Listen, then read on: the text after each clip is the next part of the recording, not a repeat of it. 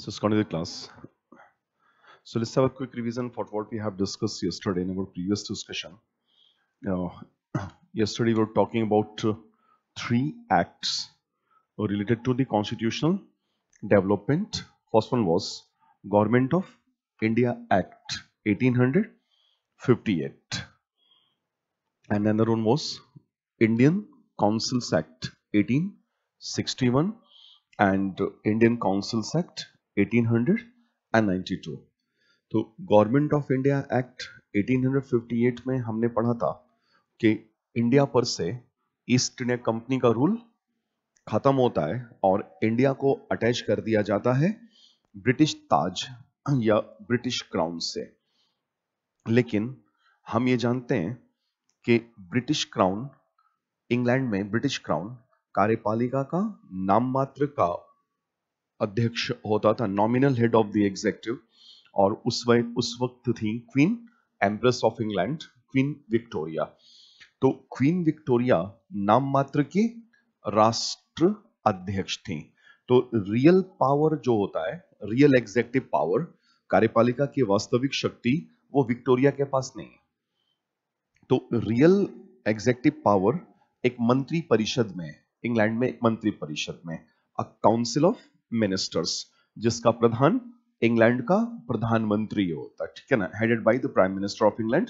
And at that time Lord Palmerston was the prime minister of England, and the British government of England had created a department called India department. तो England की सरकार ने India department, Bharat विभाग की स्थापना की और इसका हेड बनाया गया secretary of state of India in council, Bharat सचिव, परिषद भारत सचिव को बनाया गया और पहला भारत सचिव बना लॉर्ड स्टैनली।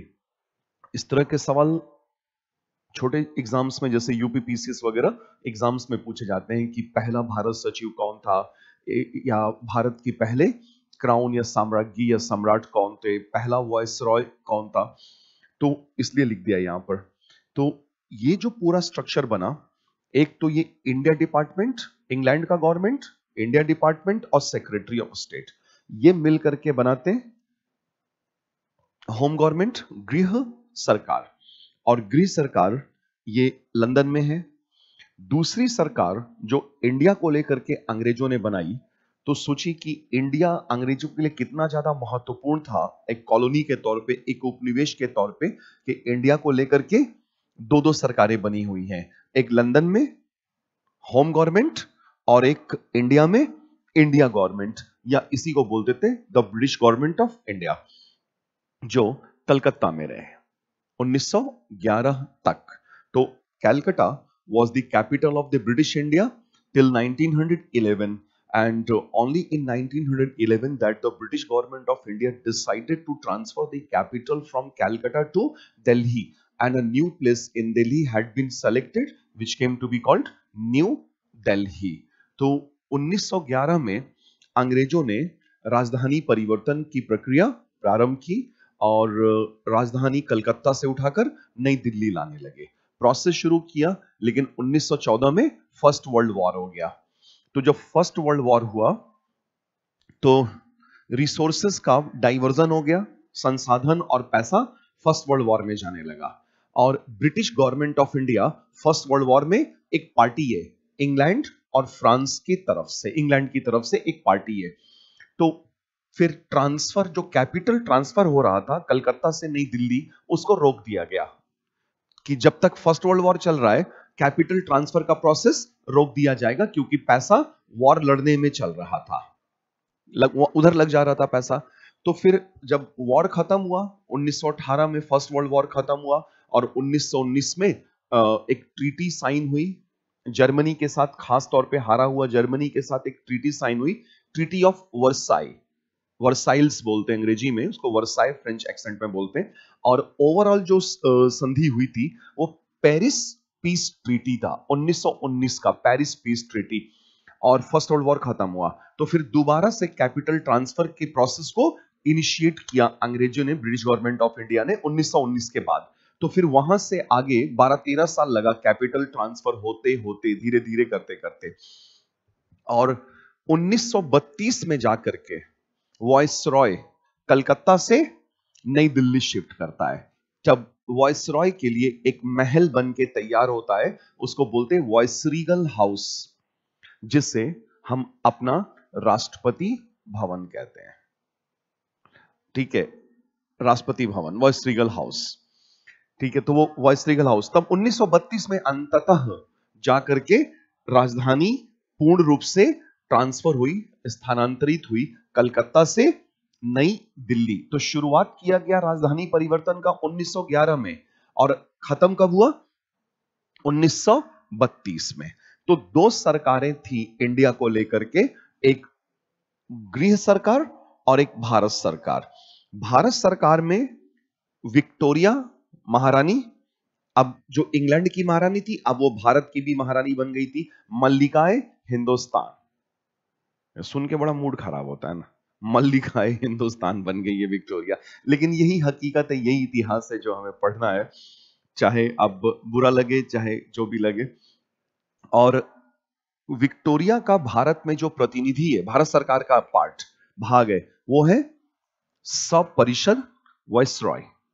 और सब परिषद वॉइसरॉय यानी viceroy of India in council, ये लॉर्ड कैनिंग है, यही आखिरी governor general of British India है, और यही पहला वॉइसरॉय लॉर्ड कैनिंग है। तो हमने ये पढ़ा था कि इंडिया गवर्नमेंट अब किसके कंट्रोल में है? इंडिया गवर्नमेंट कंट्रोल में आ गई होम गवर्नमेंट के। ये सब हमने कल पढ़ लिया था, अभी रिवीजन करा दे रहा हूं, फिर नए इसलिए दूसरे टैक्स पे आ जाएंगे हम लोग। तो India government remain under control of home government. तो इसका मतलब ये हुआ कि प्रोटोकॉल में, अथॉरिटी में इंडिया गवर्नमेंट ऊपर है या नीचे? नीचे है। इंडिया गवर्नमेंट नीचे है, होम गवर्नमेंट सुपीरियर है और इंडिया गवर्नमेंट इंफीरियर है, क्योंकि वॉइसरॉय पे कंट्रोल किसका है? वॉइसरॉय पे कंट्रोल सेक्रेटरी ऑफ स्टेट का है, भारत सचिव का है। तो वॉइसरॉय फ्री नहीं है। अगर वॉइसरॉय कोई भी काम करना चाहेगा तो वॉइसरॉय को किसका परमिशन लेना पड़ेगा?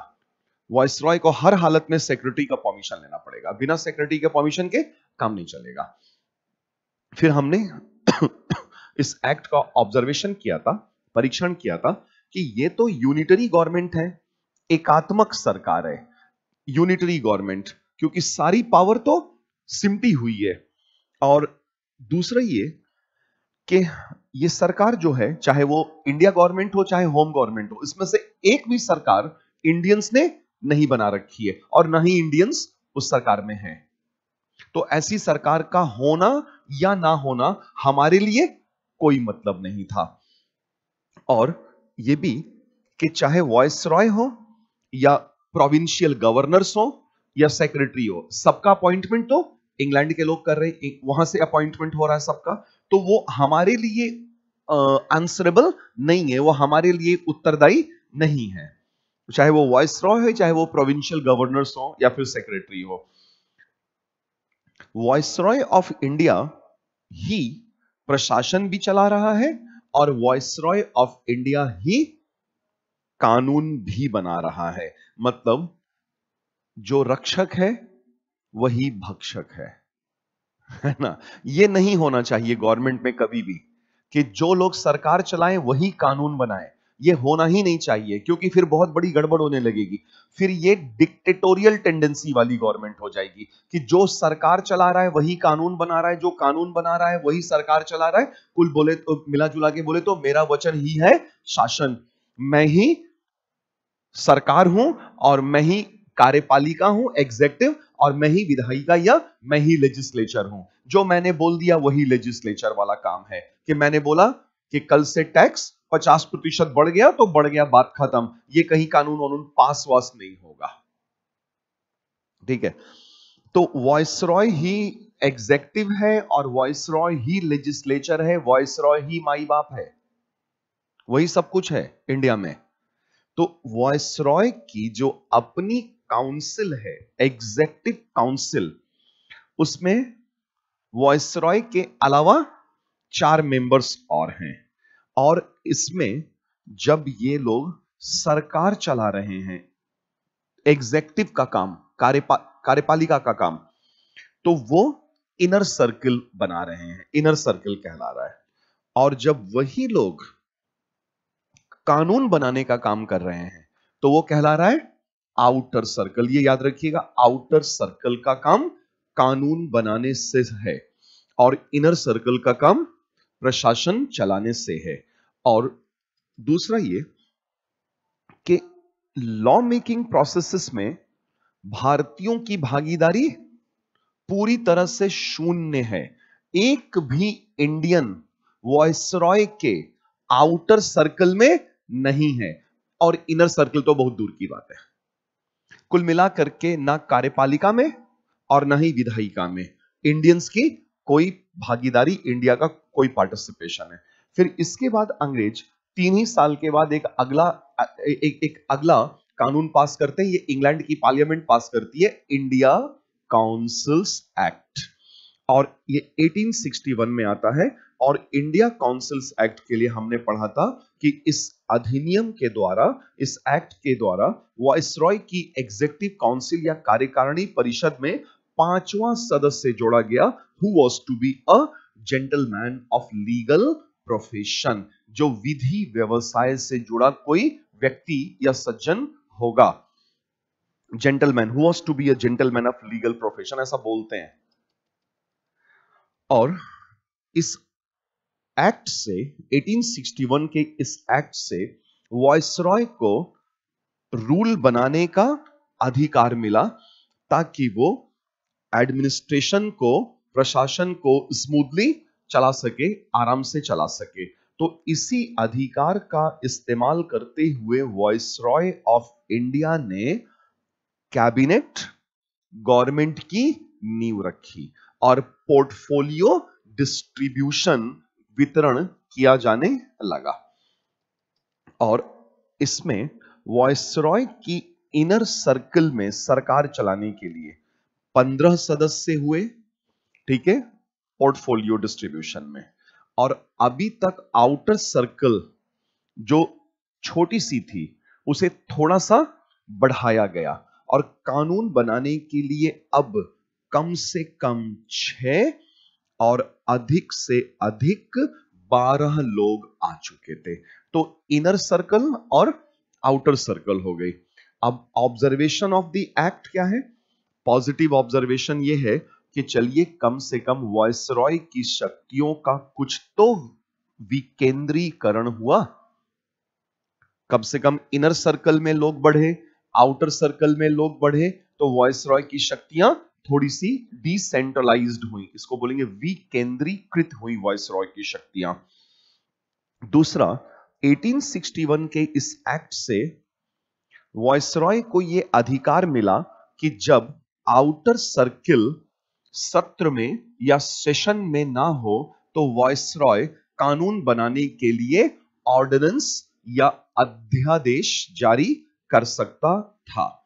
और फिर एक पॉजिटिव और मिला हमें कि पोर्टफोलियो सिस्टम ऑफ गवर्नमेंट की शुरुआत होती है इंडिया काउंसिल्स एक्ट 1861 में। और नेगेटिव ऑब्जर्वेशन में यह है कि अभी भी वाइसरॉय एब्सोल्यूट अथॉरिटी एंजॉय कर रहा है, चाहे इनर सर्कल हो चाहे आउटर सर्कल हो। वो इनर और आउटर सर्कल दोनों ही वाइसरॉय की एग्जीक्यूटिव काउंसिल का एक्सटेंशन थे, वाइसरॉय की एग्जीक्यूटिव काउंसिल का एक्सटेंशन। और वाइसरॉय के पास अभी भी राइट टू वीटो बना हुआ है कि इसका मतलब यह है कि आउटर सर्कल ने अगर कोई कानून पारित किया, कोई कानून पास किया और वाइसरॉय उससे डिसएग्री कर रहा है, तो वाइसरॉय अपना वीटो पावर इस्तेमाल कर देगा और वो कानून खारिज हो जाएगा, नल एंड वॉइड हो जाएगा। ठीक। और यह भी कि अगर वाइसरॉय को अध्यादेश जारी करना है तो उसे आउटर सर्कल से कंसल्ट करने की कतई कोई जरूरत नहीं है। फिर इसके बाद परिषदों से संबंधित एक और कानून आया, इंडियन काउंसिल्स एक्ट 1892, और यह पूर्ण रूप से विधायी परिषदों से, लेजिस्लेटिव काउंसिल से जुड़ा हुआ कानून था, जो लेजिस्लेटिव काउंसिल्स के पावर, फंक्शंस और कंपोजिशन, शक्तियां, प्रकार्य और संगठन से जुड़ा हुआ था। और इसमें क्या किया, इस कानून के प्रावधानों के तहत वायसरॉय की जो आउटर सर्कल थी कानून बनाने वाली, अब उसमें लोग बढ़ाए गए और अब ये हो गया कम से कम 10 और अधिक से अधिक 16 लोग। अभी तक 6 और 10 थे और अब 10 और 6, नहीं 6 और 12 और 10, अब 10 और 16 कर दिए गए। ठीक है, और अभी भी कुल सदस्य संख्या के जितने लोग आउटर सर्कल में उस वक्त रहेंगे, जैसे मान लीजिए आउटर सर्कल में 10 लोग हैं, तो उसका 40% यानी कि 4 लोग क्या होंगे, गैर सरकारी होंगे, नॉन ऑफिशियल्स, जिनमें से कुछ नॉमिनेट किए जाएंगे और कुछ इलेक्ट किए जाएंगे। पहली बार 1892 में इंडियंस को यह राइट मिला कि आउटर सर्कल में एक आध इंडियन जा सकता था, वो भी इलेक्ट होकर के, एक आध इंडियन, क्योंकि कम से कम 10 तो चाहिए ही चाहिए, 10 तो चाहिए ना। तो 10 का 40% 4 ही हुआ ना, और 4 में भी कुछ नॉमिनेट होंगे और कुछ इलेक्ट होंगे। तो कितने नॉमिनेट होंगे, कितने इलेक्ट होंगे 4 लोगों में से? बहुत कम है ना, इक्का दुक्का ही इंडियंस इलेक्ट होके जा पाएंगे।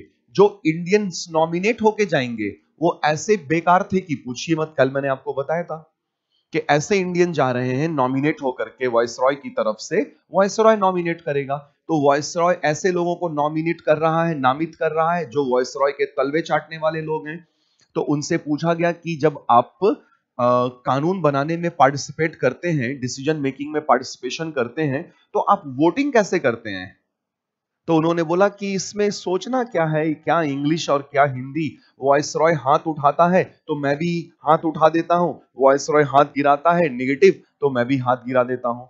तो ऐसे एक दो इंडियंस नॉमिनेट हो रहे हैं, लेकिन जो चुन के जा रहे हैं वो बढ़िया वाले इंडियंस हैं।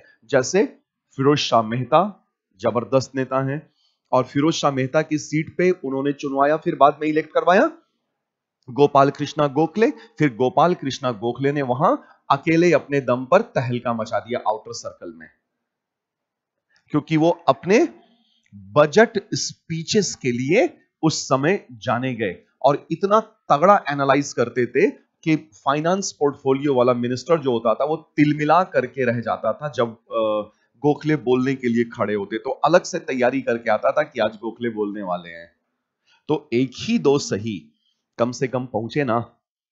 हाँ, इसमें यह चीज था कि एक आध दो इंडियंस इलेक्ट तो होके जाएंगे, लेकिन इलेक्शन वर्ड का प्रयोग पूरे कानून में नहीं। 1892 के अधिनियम में इलेक्शन शब्द का, निर्वाचन शब्द का प्रयोग कतई नहीं किया गया था। और सदस्यों को यह अधिकार दिया गया कि वो बजट पे अपना मत, अपना पक्ष रख सकते थे। Members were empowered to express their will upon financial statement, annual financial statement, इसी को आम बोलचाल में बजट बोला जाता है। But not empowered to move resolution और divide the house in respect of any financial matters. लेकिन वो इस पे मतदान की मांग, वोटिंग की मांग और सदन को विभाजित नहीं करा सकते थे, ये अधिकार नहीं था। सिर्फ बोलने का अधिकार था, वोट उस पे वोटिंग कराने का, बजट पे वोटिंग कराने का अधिकार नहीं था।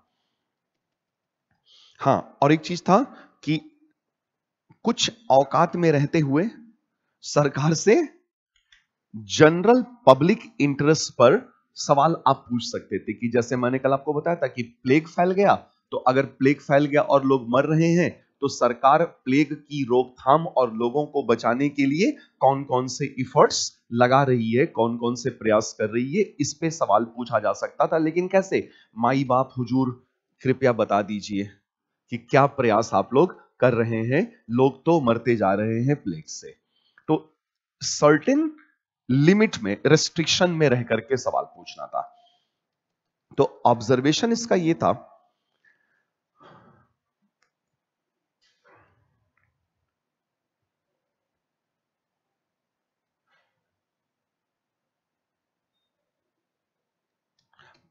इलेक्शन का प्रावधान आया, हालांकि इलेक्शन शब्द का प्रयोग नहीं किया गया, यह नेगेटिव है। इलेक्शन हुआ एक ही इंडियन का, दो ही इंडियन का, लेकिन हुआ ना, यह पॉजिटिव है। और इलेक्शन शब्द ही नहीं है, यह नेगेटिव है।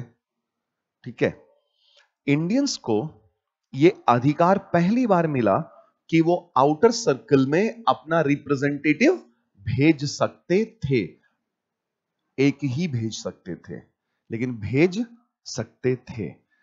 और सदस्य, माननीय सदस्य बजट या एनुअल फाइनेंशियल स्टेटमेंट पे अपना पक्ष रख सकते थे, यह पॉजिटिव हुआ। नेगेटिव यह है कि इलेक्शन शब्द का इस्तेमाल ही नहीं किया गया है। और दूसरा, जो इंडियंस जिन लोगों को चुन के भेजेंगे, वो चुनने वाला जो इलेक्टोरल कॉलेज है, यानी कि जिन लोगों को मताधिकार मिला है, वो बहुत थोड़े से लोग हैं। लिमिटेड इलेक्टोरल कॉलेज है, सीमित मताधिकार है, और वो टैक्स पेयर्स को मिला है, प्रॉपर्टीड सेक्शन को मिला है, या फिर highly educated college university professors या बिजनेसमैन, चैंबर ऑफ कॉमर्स, इन लोगों को दिया गया है। ठीक है, और अभी भी सदस्यों को पूरक प्रश्न, सप्लीमेंट्री क्वेश्चन पूछने का राइट नहीं मिला हुआ था। इसके बाद जो एक्ट आएगा वो इन चीजों को आगे बढ़ाएगा, लेकिन वो भी काउंसिल से ही जुड़ा एक्ट है। तो आप इसमें आगे लिखिएगा। इतना तो हमने पढ़ लिया था, ये रिवीजन किया हमने बस। इंडियन काउंसिल्स एक्ट 1909, भारत परिषद अधिनियम 1909।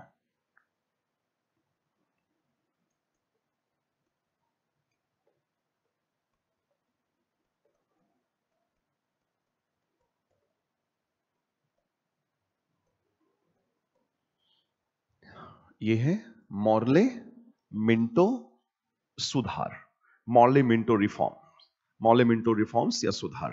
मॉर्ले कौन है? सेक्रेटरी, ठीक है ना, सेक्रेटरी है। और मिंटो वाइसरॉय है। Morley Minto reforms.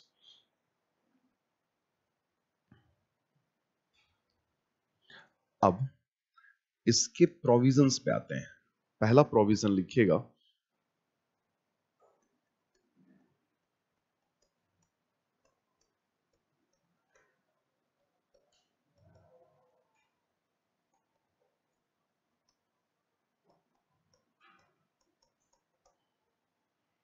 वाइसरॉय की परिषद का विस्तार।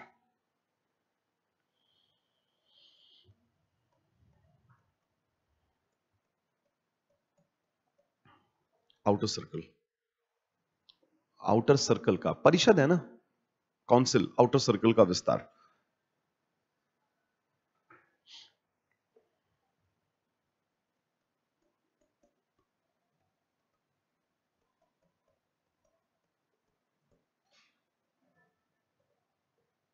कि अतिरिक्त सदस्यों की संख्या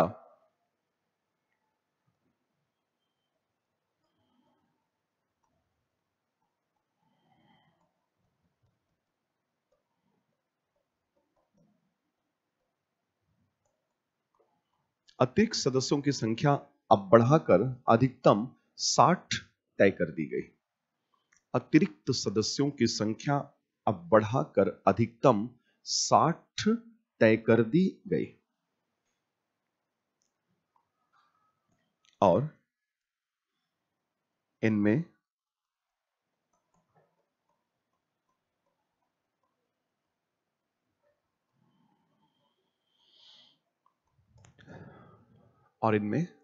सरकारी सदस्यों का बहुमत होगा।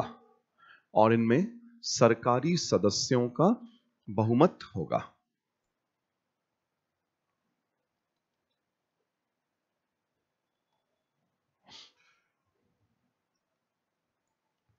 तो अब जो आउटर सर्कल है, वो अब उसमें कितने लोग हो चुके हैं? एट द मैक्स ऑफ 60 हो चुके हैं। शुरू में कैसा था? Not less than 6, not more than 12।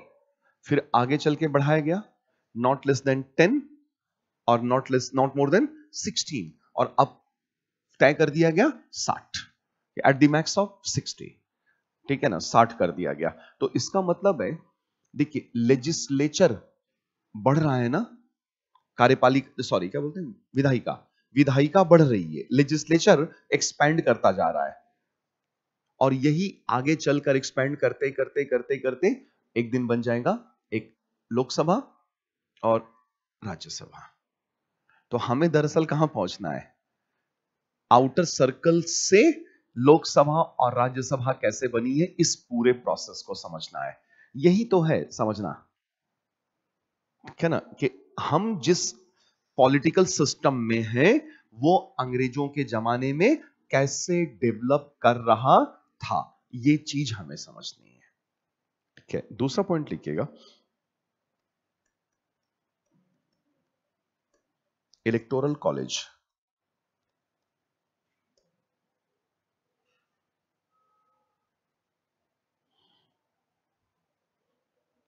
इसको हिंदी में वैसे लिख दीजिएगा, इलेक्टोरल कॉलेज। निर्वाचन, जिन लोगों को वोट देना है, इलेक्टोरल कॉलेज। तो इलेक्टोरल कॉलेज देखिए, आज जो है ना इलेक्टोरल सिस्टम, चुनाव, ठीक है, तो अभी तो एक राउंड बचा हुआ है, लोग वोट दे रहे हैं, तो अभी जो हम वोटिंग करते हैं वो कैसा इलेक्टोरल कॉलेज है, यूनिवर्सल, यूनिवर्सल है, यूनिवर्सल, और क्या बोलते हैं उसको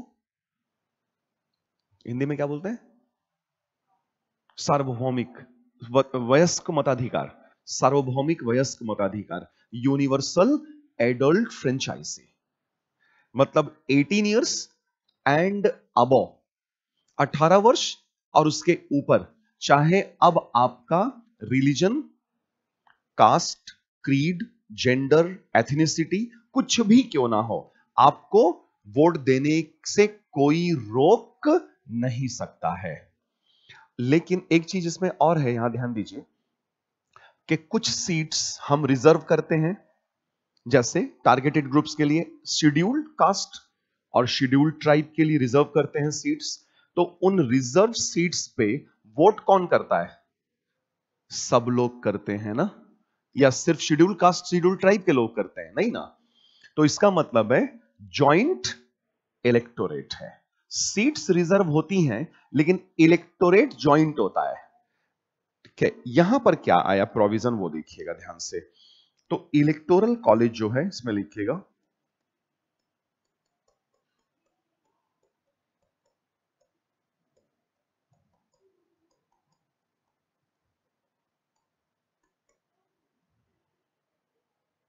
मताधिकार सभी लोगों को उपलब्ध नहीं कराया गया, मताधिकार सभी लोगों को उपलब्ध नहीं कराया गया, और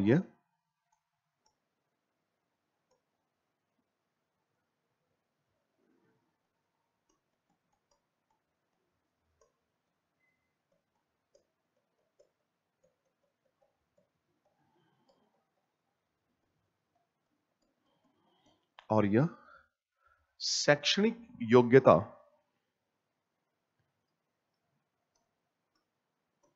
संपत्ति,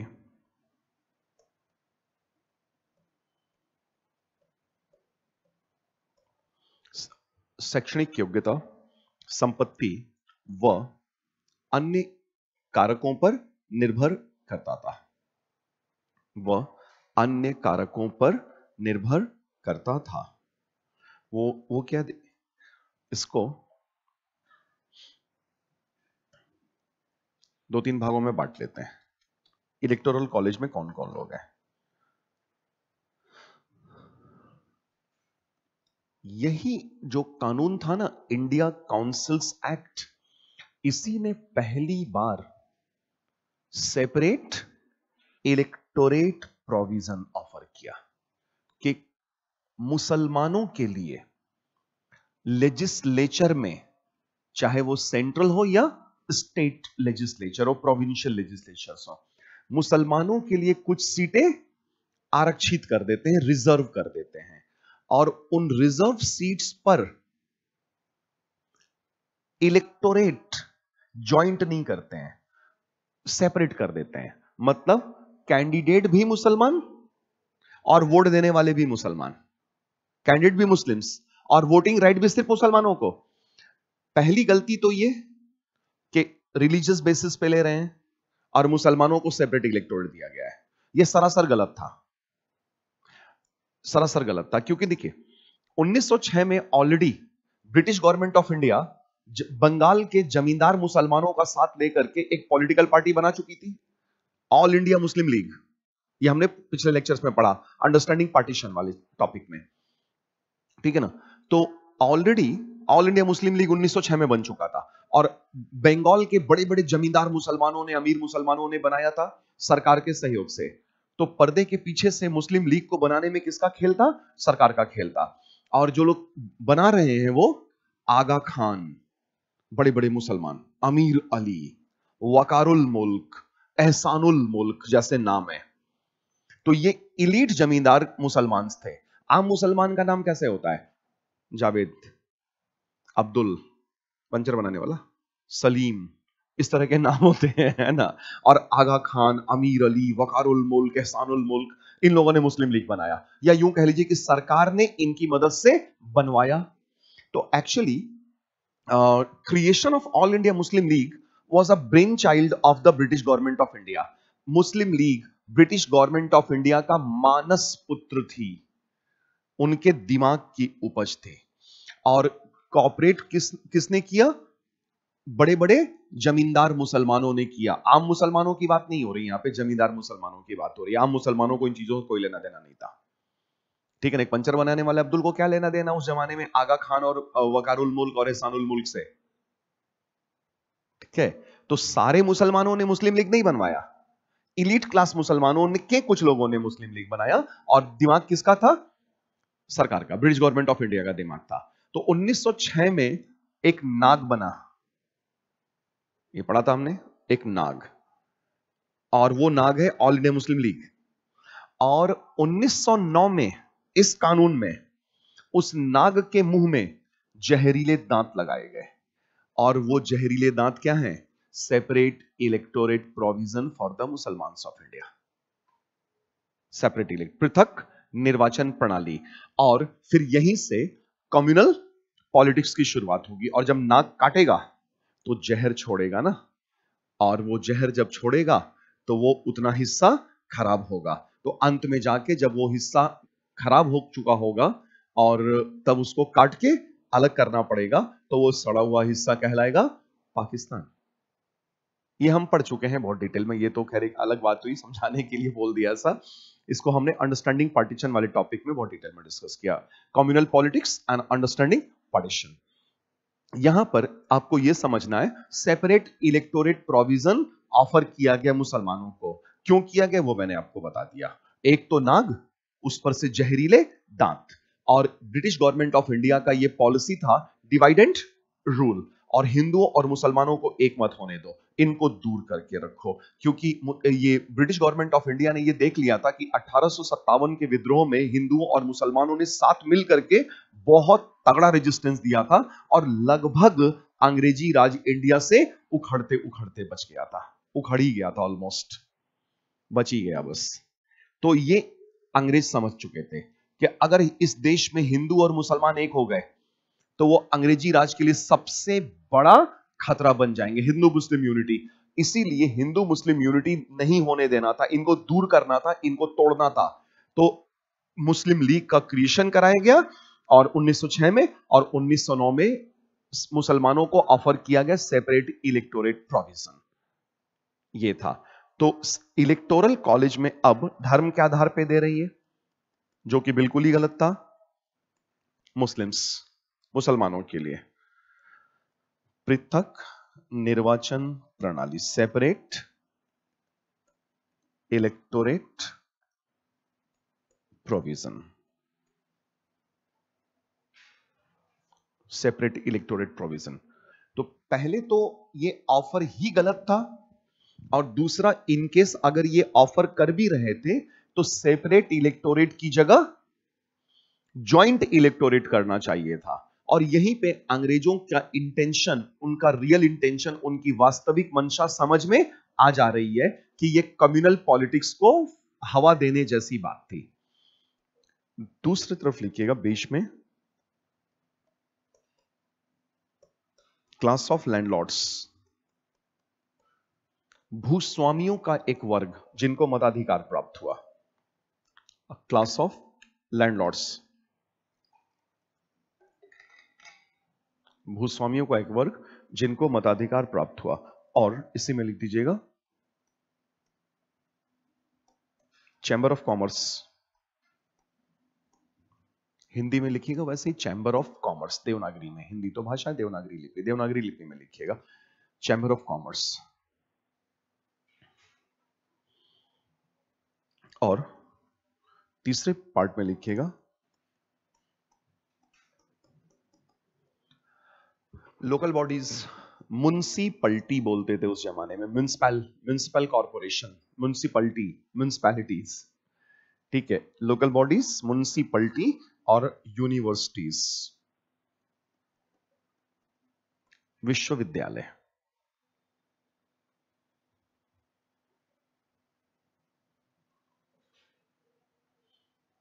ठीक है। तो इसको ध्यान रखिएगा।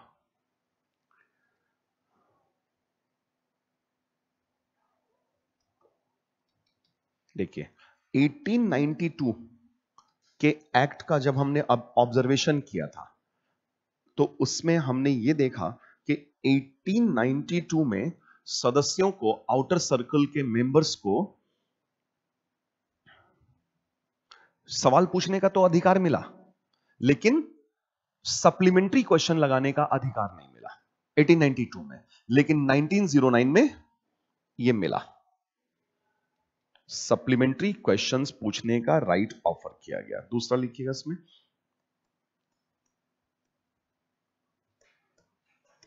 सदस्यों को अब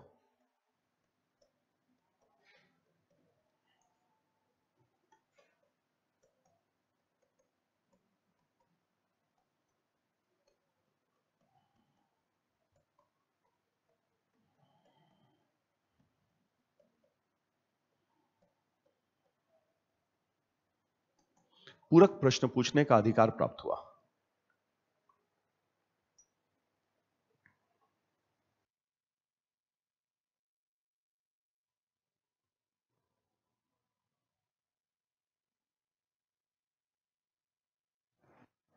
पूरक प्रश्न पूछने का अधिकार प्राप्त हुआ।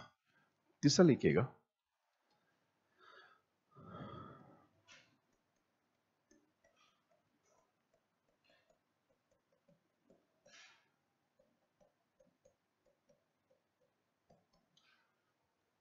प्रांतीय विधायिकाओं में, प्रोविंशियल लेजिस्लेचर्स, प्रांतीय विधायिकाओं में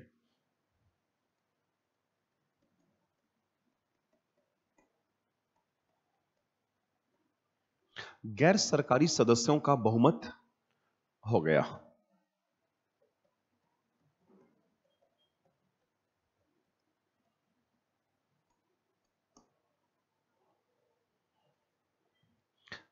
प्रांतीय विधायिकाओं में गैर सरकारी सदस्यों का बहुमत हो गया।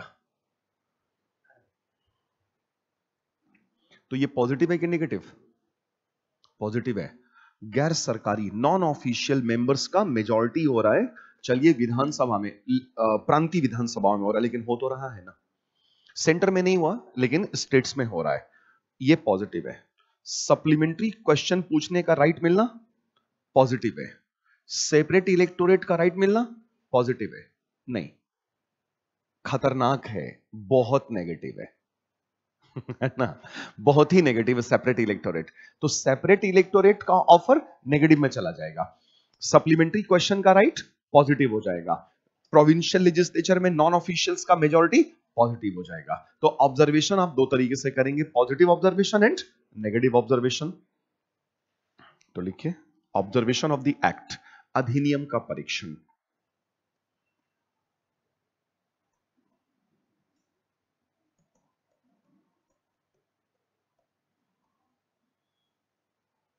ऑब्जर्वेशन ऑफ द एक्ट, अधिनियम का पर्यवेक्षण।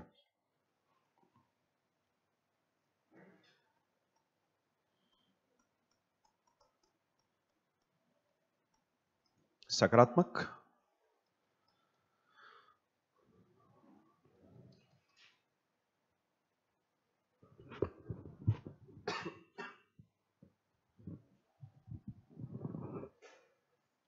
सकारात्मक पहला।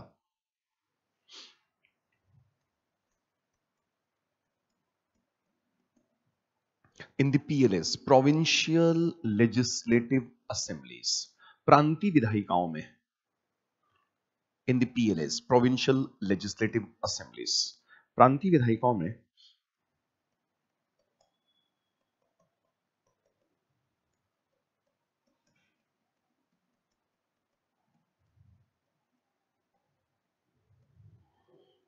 गैर सरकारी सदस्यों का बहुमत हो गया। गैर सरकारी सदस्यों का बहुमत हो गया। दूसरा,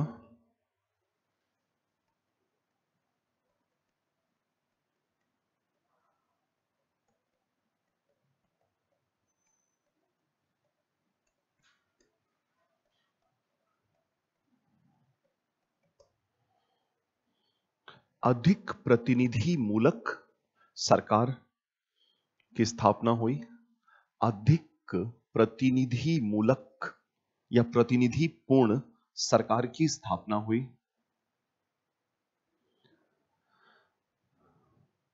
ठीक है, तो सेंट्रल, देखिए सेंट्रल लेजिस्लेचर में 60 लोग हो चुके हैं, तो अब इंडियंस का पार्टिसिपेशन बढ़ जाएगा ना, रिप्रेजेंटेशन बढ़ जाएगा। प्रोविंशियल लेजिस्लेचर में नॉन ऑफिशियल्स का मेजॉरिटी है, वहां पे इंडियंस का रिप्रेजेंटेशन और बढ़ जाएगा। तो अब जैसे जैसे कॉन्स्टिट्यूशनल डेवलपमेंट हम आगे पढ़ रहे हैं, बढ़ता जा रहा है, वैसे वैसे हम देख रहे हैं कि इंडियंस का रिप्रेजेंटेशन बढ़ता जा रहा है। और इसमें सबसे अहम भूमिका जो लोग निभा रहे हैं वो हैं हमारे मॉडरेट लीडर्स और हमारे एक्सट्रीमिस्ट लीडर्स। खास तौर पे मॉडरेट लीडर्स, दादा भाई नौरोजी, फिरोज शाह मेहता, सुरेंद्र नाथ बैनर्जी, गोपाल कृष्णा गोखले, ये ऐसे नेता लोग काम कर रहे हैं और लगातार अंग्रेजी सरकार पे दबाव बनाया गया है और उसी दबाव का ये सब नतीजा है। तो ये मत समझिएगा कि ये अंग्रेज हमें थाली में रख करके परोस रहे हैं। इसके लिए एक एक छोटे छोटे छोटे छोटे अधिकारों के लिए हमारे स्वतंत्रता सेनानियों ने न जाने कितने कष्ट सहे, कितने तरीके से संघर्ष किया, न्यूज़पेपर्स में आर्टिकल्स लिखे, पिटीशन डाला, हाथ पैर जोड़ा, माई बाप तक अंग्रेजों का करना पड़ा, तब जाकर के ये थोड़े थोड़े थोड़े थोड़े राइट्स हमें मिल रहे हैं। तो ये सारे राइट्स ना अंग्रेज ऑफर नहीं कर रहे हैं हमें, वो उन्हें मजबूरी में देना पड़ रहा है, हम निकलवा रहे हैं ये ऑफर्स उनसे, लगातार नेशनल मूवमेंट को मजबूत करते हुए। ठीक है, तो मोर रिप्रेजेंटेटिव फॉर्म ऑफ गवर्नमेंट। तीसरा,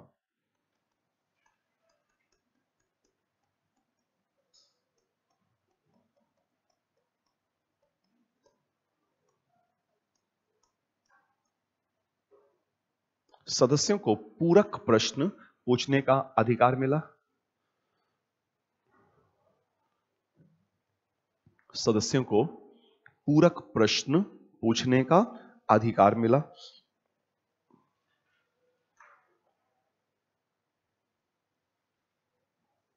नेगेटिव में आते हैं।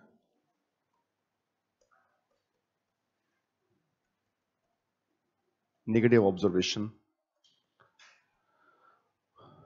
सबसे नेगेटिव कौन सा है? सेपरेट इलेक्टोरेट प्रोविजन ऑफर्ड और given to the Musalmans of India. मुसलमानों को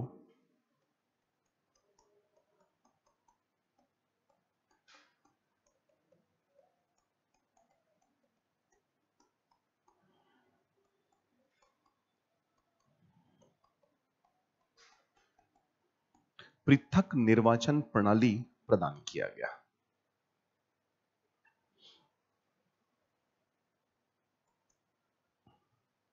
ये सबसे खतरनाक यही था। और यहीं पे हमें ब्रिटिश पॉलिसी देखने को खुल के मिल रही है, डिवाइड एंड रूल। दूसरा, नैरो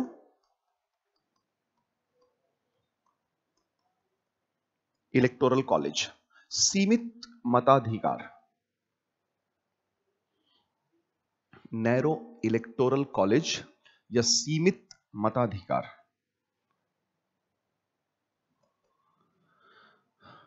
और नेगेटिव ऑब्जर्वेशन में एक आप सारे एक्ट में लिख दीजिए, वायसरॉय के पास वीटो पावर है, और वायसरॉय का वीटो पावर जब तक हम आजाद नहीं हो गए तब तक बना रहा। वायसरॉय का वीटो पावर नहीं छीना गया। वायसरॉय वीटो पावर नहीं छोड़ेगा ना। इंडिया उनके लिए सबसे अहम कॉलोनी है और पैसे का सबसे बड़ा भंडार, सबसे बड़ा स्रोत। और पिछले लेक्चर्स में हमने ये पढ़ा कि कुल जमा पूंजी लगभग 170-175 साल की गुलामी में ब्रिटिशर्स ने हमारे देश से कुल 40 ट्रिलियन डॉलर से भी ज्यादा का पैसा निकाला। 40 ट्रिलियन डॉलर से भी ज्यादा। सोचिए, हम अभी 5 ट्रिलियन डॉलर की इकोनॉमी नहीं बन पाए हैं। कोशिश कर रहे हैं कि शायद 2027 या 2028 तक या इसी के आसपास हम 5 ट्रिलियन डॉलर की इकोनॉमी बन जाएंगे। और ये ट्रिलियन वाले में तो कितना बवाल हो गया स्पोक्स पर्सन में। वो एक पॉलिटिकल पार्टी के स्पोक्स पर्सन ने दूसरे पॉलिटिकल पार्टी के स्पोक्स पर्सन ने पूछ दिया कि 5 ट्रिलियन डॉलर की इकोनॉमी कर रहे हैं, पता भी है 5 ट्रिलियन डॉलर कितना जीरो लगता है। तो 5 ट्रिलियन डॉलर, एक ट्रिलियन जो होता है ना, ये 12 जीरो का होता है। 1 ट्रिलियन 12 जीरो, एक के बाद 12 जीरो लगेगा, वो भी डॉलर में। और अगर आपको इसको रुपया में कन्वर्ट करना है, 40 ट्रिलियन डॉलर को रुपया में कन्वर्ट करना है, तो 82-83 से जो भी आज का रेट होगा उससे मल्टीप्लाई करना पड़ेगा। तो enormously high amount of wealth was drained from India to England. इतना बड़ा अमाउंट निकाला गया था हमारे देश से। ठीक है, तो नैरो इलेक्टोरल कॉलेज, फिर लिखिए veto power of the viceroy. Viceroy की वीटो शक्तियां बनी हुई थी।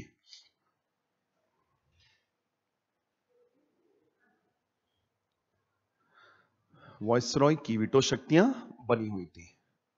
ठीक है, तो अब यह बात समझ में ही देखिए, 1861 का एक्ट, 1892 का एक्ट और 1909 का एक्ट, इसके मैक्सिमम प्रोविजंस, ज्यादातर प्रोविजंस किससे जुड़े हुए हैं? ग्रेजुअल डेवलपमेंट ऑफ लेजिस्लेचर, विधायिकाओं के विकास से जुड़े हुए हैं। अब हम आते हैं वो एक्ट जो गवर्नमेंट एग्जेक्टिव के डेवलपमेंट से जुड़ा हुआ है। तो पहला हमने पढ़ा था गवर्नमेंट ऑफ इंडिया एक्ट 1858। उस पर वापस चलिए अपने नोटबुक में।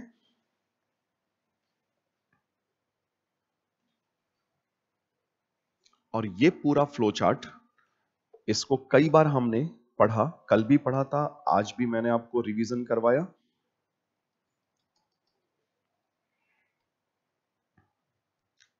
ठीक, क्या है इसमें? यहां ध्यान दीजिए, इंडिया में या इंडिया पर सबसे बड़ा अथॉरिटी कौन है? क्राउन सबसे बड़ा अथॉरिटी है, यानी कि क्वीन विक्टोरिया, मल्लिका हिंदुस्तान। अब वो मल्लिका हिंदुस्तान है क्वीन विक्टोरिया।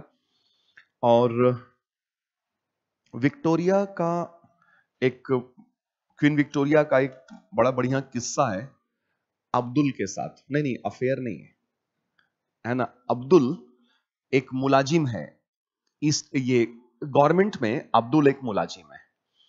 तो विक्टोरिया मल्लिका हिंदुस्तान बन गई। तो विक्टोरिया को वेलकम करने के लिए, उसका स्वागत करने के लिए, अच्छा अब आप मल्लिका हिंदुस्तान है, तो इंडिया से अकबर के जमाने के सोने के सिक्के भेजे गए, gold coins, during the time of Akbar. Akbar के जमाने के गोल्ड कॉइन्स थे, मुहर बोलते थे अकबर के गोल्ड कॉइन्स को, मुहर। तो मुहर भेजा गया और अब्दुल को भेजा गया और एक कर्मचारी था, उसका नाम मेरे को नहीं याद है।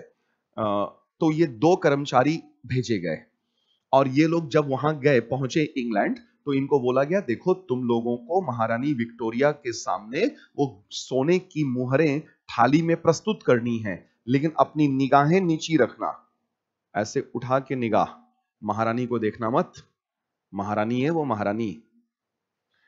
तो वो दोनों को वेल ड्रेस तैयार होकर के दरबार में पहुंचे और अब्दुल जो था ना, आउट ऑफ क्यूरियोसिटी कि कौन है इतनी बड़ी मल्लिकाए हिंदुस्तान, मल्लिकाए इंग्लैंड, मल्लिकाए ऑस्ट्रेलिया, मल्लिकाए न्यूजीलैंड, भाई जहां जहां अंग्रेजों की उपनिवेश थे वो हर जगह की मल्लिका है। तो अब्दुल ने देखा गजब मल्लिका है कौन, ठीक है। तो अब्दुल ने ना आउट ऑफ क्यूरियोसिटी ऐसे देख लिया महारानी विक्टोरिया को, और विक्टोरिया ने ये देख लिया कि अब्दुल ने मेरे को देखा। खैर, इसके बाद जो कुछ हुआ वो बड़ा इंटरेस्टिंग था। मल्लिका विक्टोरिया ने अलग से अब्दुल को बुलवाया अपने महल में, अब्दुल को बुलाओ। अब्दुल बेचारा थर थर थर थर कांपते, अब तो मरे, और मरेंगे भी यहां इंग्लैंड में। हिंदुस्तान में मरते तो दफन हो जाते अपनी मातृभूमि में, इंग्लैंड में मार देंगे अब सब मेरे को। बेचारा कांपते कांपते पहुंचा, पसीने छूट गए उसके। लेकिन विक्टोरिया ने ना कुछ बोला नहीं। विक्टोरिया को क्यूरियोसिटी थी इंडिया के बारे में जानने की, कि मेरा जो नया नया कॉलोनी बना है, ये इंडिया मेरे हवाले आया है, ये है कैसा। तो उन्होंने अब्दुल से पूछना शुरू किया, और अब्दुल को तो खूब क्यूरियोसिटी थी विक्टोरिया से बात करने की। तो विक्टोरिया और अब्दुल के एज में काफी डिफरेंस है ना, इसको अफेयर वाला रंग मत समझिएगा, बस वो फ्रेंडली ट्रीटमेंट है। तो विक्टोरिया ने बहुत सारी बातें पूछी। अब्दुल थोड़ा थोड़ा जानता था, हल्का फुल्का टूटा फूटा इंग्लिश, फारसी, उर्दू ये सब जानता था।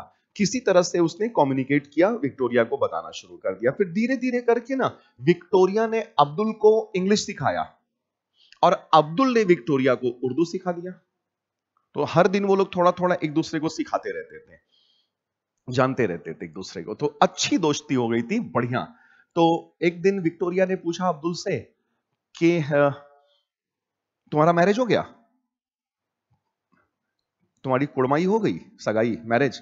तो बोला हाँ वो मैरिज हो गया, एक पत्नी है, एक अदद और एक सास भी है। तो विक्टोरिया ने बोला तुम्हारे फैमिली को रुको बुलवा देते हैं। तो महारानी विक्टोरिया ने बोला वॉइस रॉय को, तुरंत इंग्लैंड की सरकार को बोला कि जल्दी अब्दुल की फैमिली बुलाओ। इंग्लैंड की सरकार ने सीधे वॉइस रॉय को बोला अब्दुल की फैमिली को भेजो। तो यहां से बाकायदा अब्दुल की फैमिली को पानी वाले जहाज में बढ़िया ट्रीटमेंट्स के साथ खिलाते पिलाते भेजा गया। वहां पे उन्होंने अपने क्वार्टर में एक जगह दे दी विक्टोरिया ने अब्दुल और उसकी फैमिली के लिए। बड़ा मानने लगी अब्दुल को। तो अंग्रेज बहुत चिढ़ते थे अब्दुल से, क्योंकि अब्दुल को बहुत स्पेशल ट्रीटमेंट मिल रहा था वहां पे, और विक्टोरिया अपने डेली रूटीन के काम से बोर हो जाती थी, तो अब्दुल के साथ उसको बहुत अच्छा लग रहा था। तो अब्दुल से एक बार विक्टोरिया ने पूछा कि तुम्हारे देश का, यानी कि मेरे कॉलोनी का, इंडिया जो मेरा कॉलोनी है, ऐसा विक्टोरिया बोल रही है कि जो इंडिया मेरा कॉलोनी है वहां का सबसे बढ़िया फल क्या है। तो अंग्रेजों को ना फल के नाम पे क्या होता है, वो एप्पल समझते हैं ज्यादा। एप्पल, हर चीज में एप्पल होता है उनका। Apple, Apple Apple. बेल को क्या बोलते हैं, लकड़ी का एप्पल, वुड एप्पल। शरीफा, कस्टर्ड एप्पल। तो हर चीज एप्पल ही, कोई भी फ्रूट होगा नाम रख देंगे एप्पल से जोड़कर। तो कोई भी, A for apple, B for बड़का एप्पल, सी फॉर छोटका एप्पल, डी फॉर दूठो एप्पल, है ना। एक कॉमेडियन थे, गुजर गए, बड़े अच्छे कॉमेडियन थे, राजू श्रीवास्तव। वही एक बार अपने कॉमेडी शो में ये बता रहे थे कि एक A for apple, B for बड़का एप्पल, सी फॉर छोटका एप्पल, डी फॉर दूठो एप्पल। तो अंग्रेजों का सिर्फ एप्पल एप्पल ही चलता है। तो विक्टोरिया को अब्दुल ने बताया कि महारानी हमारे यहां ना आम फलों का राजा है, अब आम का सीजन है ना। तो महारानी ने बोला हम, मेरे को आम खाना है। तो अभी इंडिया से इंग्लैंड की सरकार को बोला आम आम भिजवाओ। उन्होंने वायस रॉय को बोला आम भिजवाओ। वायस रॉय ने इंतजाम किया, पानी वाले जहाज पे ढेर सारा आम वाम लग के भेजा गया। तो आम कितना दिन चलेगा भाई? वो फ्लाइट थोड़ी ना है इंडिगो की तुरंत पहुंच गई, पानी वाला जहाज है, तो कई दिन लग गए। आम नहीं सड़ा नहीं, जैसे बरसात में दशहरी हो जाता ना, अंदर से पिलपिला पिलपिला हो गया, जैसे फ्रूटी बन गया, अंदर से छिलका ऊपर से ठीक है, अंदर से फ्रूटी हो गया, घुल गया। तो महारानी को थाली में रख के बाकायदा सजा करके आम प्रस्तुत किया गया। तब तक अब्दुल ने देख लिया, रुकिए रुकिए महारानी रुकिए, ये आम आम कहाँ खा रही हैं? तो बोले ये आम आया है, बोले ये तो पिलपिला आम है। मतलब ये खराब हो चुका है। तो बेचारी विक्टोरिया आम नहीं खा पाई हिंदुस्तान का, बड़ा अफसोस हो गया। नहीं, इनको ज्यादा अफसोस हो रहा है अब, विक्टोरिया आम नहीं खा पाई। तो फिर 1901 के आसपास विक्टोरिया की डेथ हो गई। जैसे ही विक्टोरिया की डेथ हुई, अब्दुल को अंग्रेजों ने लात मार के भगा दिया, पूरा फैमिली। उसकी सास वहीं मर गई, उसको दफन कर दिया गया वहीं, बाकी अब्दुल और बची फैमिली को वापस इंडिया भेज दिया। अच्छा ट्रीटमेंट, बाद में बड़ा बुरा बर्ताव किया अब्दुल के साथ। तो अब्दुल ना ये सारी बातें एक डायरी में लिखता था, हर दिन का पूरा डायरी लिखता था। तो अब्दुल की जब डेथ हुई ना, तो अब्दुल के पास से वो डायरी मिली, उसी डायरी में ये सारी बातें पता चलती हैं। ठीक है, तो मल्लिका है विक्टोरिया, और उनका प्रतिनिधि भारत में वाइस रॉय, ये इंडिया गवर्नमेंट बना रहे हैं। इधर इंग्लैंड की सरकार, इंडिया डिपार्टमेंट और भारत सचिव, ये कौन सा गवर्नमेंट बना रहे हैं? होम गवर्नमेंट बना रहे हैं। अब इतना समझ में आया ना? और ये भी देखिए कि वॉइस रॉय किसके कंट्रोल में? वॉइस रॉय सेक्रेटरी के कंट्रोल में है, ठीक है ना, वॉइस रॉय सेक्रेटरी के कंट्रोल में, इतना याद रखिएगा अभी। अब आते हैं आगे, government of India act 1919।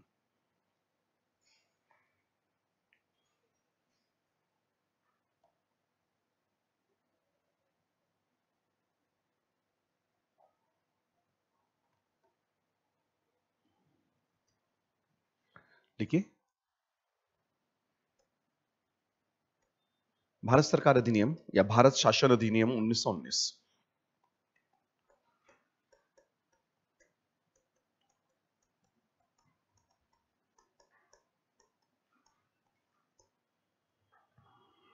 Government of India act 1919, Bharat शासन अधिनियम 1919।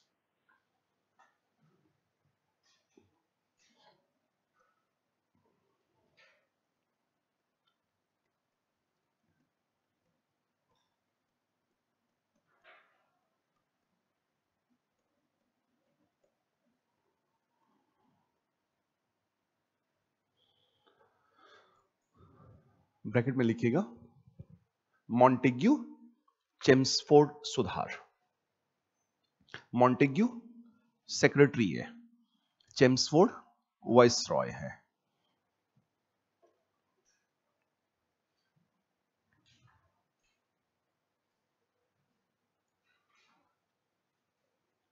तो 1858 के गवर्नमेंट ऑफ इंडिया एक्ट में हमने ये साफ साफ पढ़ा, देखा कि जो इंडिया गवर्नमेंट है या गवर्नमेंट ऑफ इंडिया है, वो पूरी तरह से किसके चंगुल में है या कंट्रोल में है? होम गवर्नमेंट के कंट्रोल में है। इसका मतलब दम नहीं है इंडिया गवर्नमेंट में, यूनिटरी, एकात्मक है। पावर शेयर नहीं हो रहा है। वॉइसरॉय को यूं समझ लीजिए कि वॉइसरॉय के पास ज्यादा ताकत है नहीं। वॉइसरॉय किसके कंट्रोल में? भारत सचिव सेक्रेटरी के कंट्रोल में है। लेकिन गवर्नमेंट ऑफ इंडिया एक्ट 1919 में वॉइसरॉय के पास पावर को ट्रांसफर किया गया। वो कैसे, वो देखिएगा। हेडिंग लिख दिया, गवर्नमेंट ऑफ इंडिया एक्ट 1919। आप मैंने डिलीट कर दीजिएगा, मैं स्पेस के लिए डिलीट कर रहा हूं। चलिए साथ साथ ड्रॉ करते रहिएगा।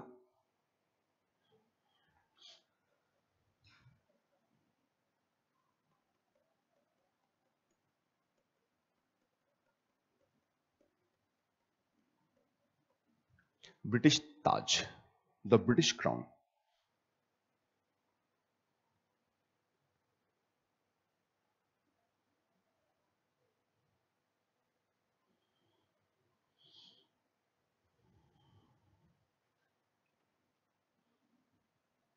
इंडिया में कौन है?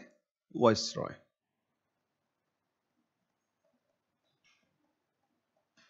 The viceroy of India. किसके लिए आंसरेबल है? Answerable to the British crown. लेकिन हम तो ये भी जानते हैं कि ब्रिटिश क्राउन तो सिर्फ नॉमिनल हेड है ऑफ द एग्जीक्यूटिव। इंग्लैंड की कार्यपालिका का नाम मात्र का प्रधान, इंग्लैंड की कार्यपालिका का नाम मात्र का प्रधान है। तो रियल पावर है मंत्री परिषद के हाथों में, जिसका प्रधान प्रधानमंत्री। और council of ministers headed by prime minister of England. एक मंत्री परिषद जिसका प्रधान इंग्लैंड का प्रधानमंत्री।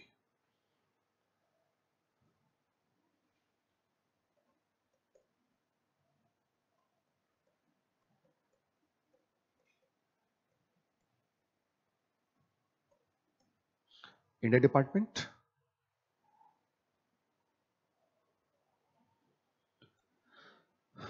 इंडिया डिपार्टमेंट, और इसका हेड कौन है? सेक्रेटरी ऑफ स्टेट, भारत सचिव, secretary of state.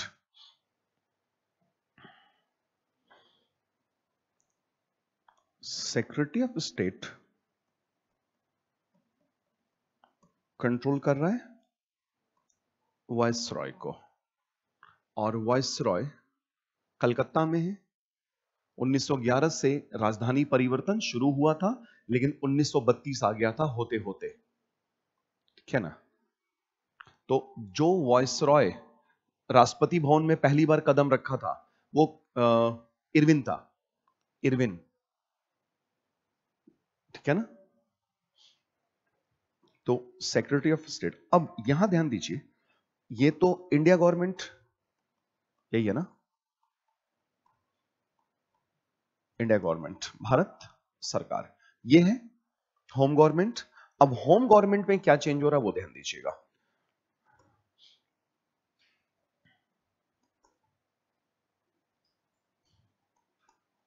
Delegation of some power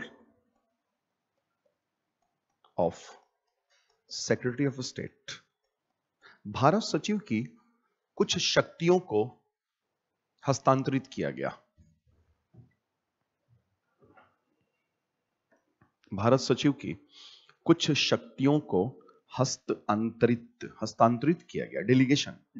delegation of some powers of secretary of state.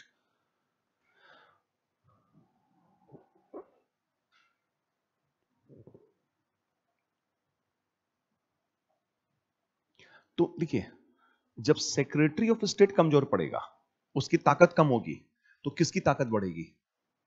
Viceroy की बढ़ेगी। तो 1919 में होम गवर्नमेंट को कमजोर किया गया है और इंडिया गवर्नमेंट की ताकत को बढ़ाया गया है। हालांकि ऐसा ब्रिटिशर्स इसलिए कर रहे हैं कि वो इंडिया की परिस्थितियों को ज्यादा कंट्रोल कर सकें। वो कोई बहुत पॉजिटिव माइंडसेट से नहीं कर रहे हैं, वो ये देख रहे हैं कि इंडिया में नेशनल मूवमेंट बढ़ता जा रहा है, पावरफुल होता जा रहा है। इसी बीच महात्मा गांधी एक्टिव हो चुके थे नेशनल सीन पे, नेशनल सिनेरियो पे महात्मा गांधी का इंपैक्ट बढ़ता जा रहा था लोगों पर। तो अब वो इंडिया पर ज्यादा कंट्रोल चाहते थे। तो वायसरॉय ने बोला कि देखिए, इंडिया पे ज्यादा कंट्रोल करना है तो मेरे को ज्यादा पावर दीजिए। तो किससे पावर छीन के देंगे? सेक्रेटरी से छीन के देंगे। तो सेक्रेटरी की ताकत को कमजोर किया गया और एक नया पोस्ट बनाया गया। याद रखिएगा इसको, हाई कमिश्नर।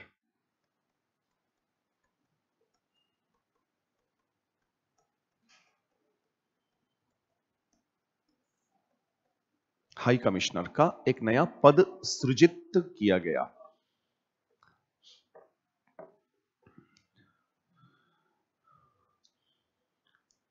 और सबसे इंटरेस्टिंग बात यह है कि हाई कमिश्नर का पोस्ट सेक्रेटरी को रिपोर्ट नहीं करेगा, वो रिपोर्ट करेगा वायसरॉय को। और हाई कमिश्नर का अपॉइंटमेंट और पेमेंट दोनों ही वॉइसरॉय करेगा। तो अब वॉइसरॉय इसको अपॉइंट भी करेगा, appointment and payment by the government of India.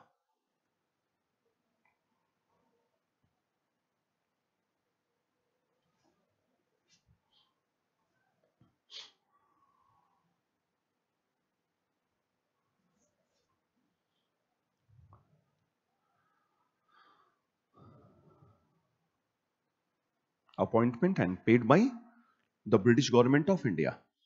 ये समझ में आया ना? तो ये सेक्रेटरी वाले और वायसरॉय वाले मामले को लंबे समय तक नहीं छेड़ा गया था। 1858 के बाद सीधे छेड़ा गया 1919 में। 1919 में छेड़ा गया, तो काफी लंबे समय के बाद छेड़ा गया इसको, है कि नहीं? कम से कम 60 साल हो गया था। हाँ वही 60-61 साल, एकदम मैथमेटिक्स से कर लोगे। अरे लमसम में होता है, एक अंदाजन होता है, ठीक है ना? तो 60 साल मान लीजिए। सीधे जो 1858 में गवर्नमेंट स्ट्रक्चर क्रिएट किया गया था उसको फिर सीधे ट्रांसफॉर्म किया गया 1919 में जाकर के, और फिर भारत सचिव के अथॉरिटी को अंडरमाइन किया गया, कमजोर किया गया, और वॉइसरॉय की अथॉरिटी को बढ़ाया गया। तो इसका मतलब है कि अथॉरिटी होम गवर्नमेंट से निकलकर इंडिया गवर्नमेंट के पास ज्यादा आ गई, निकल रही है ना, होम गवर्नमेंट से अथॉरिटी निकल रही है और इंडिया गवर्नमेंट के हाथ में अथॉरिटी बढ़ रही है। इसका मतलब यूनिटरी से फेडरल, यूनिटरी से फेडरल की तरफ जा रहा है। फेडरेशन मतलब होता है पावर शेयर करना, अथॉरिटी शेयर करना। तो अब अथॉरिटी शेयर हो रही है। यह समझ में आया? प्रीलिम्स में छोटे मोटे अगर क्वेश्चंस पूछने होते हैं तो यही सब पूछा जाता है कि हाई कमिश्नर का पोस्ट कब और किस एक्ट से बनाया गया, यह सवाल आ जाएगा। बाकी ऑब्जर्वेशन वगैरह मेंस में आता है, चाहे वो जीएस मेंस हो या फिर हिस्ट्री ऑप्शनल ही क्यों ना हो। चलिए इतना समझ में आ गया ना? इसका ऑब्जर्वेशन करते हैं अब, या अभी रुक जाइए, पहले एक आध पॉइंट और लिखते हैं इसमें।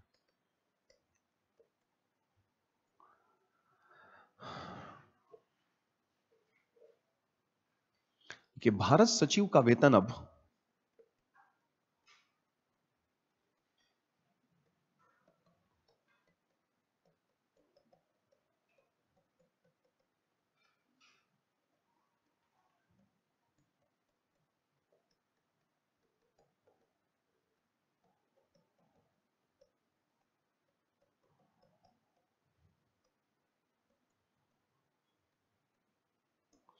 इंग्लैंड के खजाने पर भारित हो गया। इंग्लैंड के खजाने पर भारित हो गया। तो ये कितनी ऑड बात थी, कितनी अजीब बात थी कि secretary of India in council और उसका पूरा लाव लश्कर, उसका सारा खर्च कहां से जाता था? ब्रिटिश इंडिया रेवेन्यू से जाता था। लेकिन यहां चेंज किया गया। अब सेक्रेटरी ऑफ स्टेट, उसका पूरा ऑफिस लाव लश्कर, अब उसका पेमेंट वही इंग्लैंड के खजाने से, इंग्लैंड के एक्सचेकर से होगा। तो जो गड़बड़ी 1858 में क्रिएट की थी अंग्रेजों ने कि सेक्रेटरी का पेमेंट इंडिया रेवेन्यू से जाएगा, 60 साल के बाद उस गड़बड़ी को ठीक किया गया। तब तक अथाह पैसा इस मद में जा चुका था। इसी को होम चार्जेस बोला जाता था, होम चार्जेस। और इसी मुद्दे को दादा भाई नौरोजी जैसे हमारे राष्ट्रीय आंदोलन के नेता उठा रहे थे बार बार कि होम चार्जेस वाला पैसा ड्रेन ऑफ वेल्थ है, क्योंकि वो बैठा हुआ है लंदन में है सारा का सारा लश्कर, और पैसा जा रहा है इंडिया रेवेन्यू से, इसको ठीक करिए। तो जब एक्सेसिव प्रेशर पड़ा ना, तो फाइनली जाकर के 19 में ठीक किया।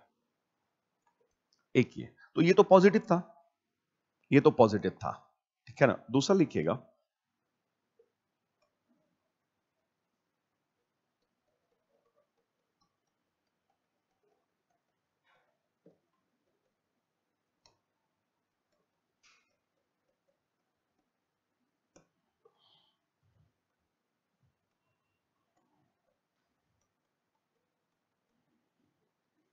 हाई कमिश्नर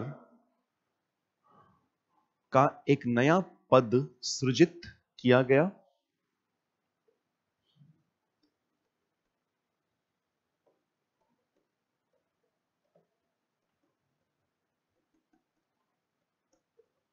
और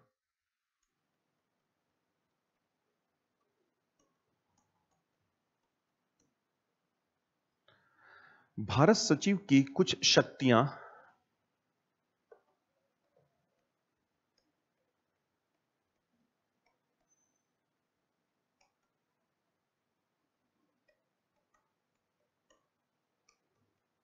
इस पद में निवेशित कर दी गई, इस पद में निवेशित कर दी गई।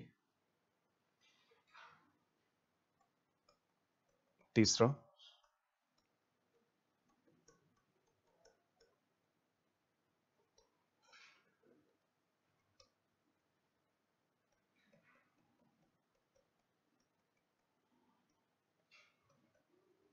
हाई कमिश्नर की नियुक्ति और उसका वेतन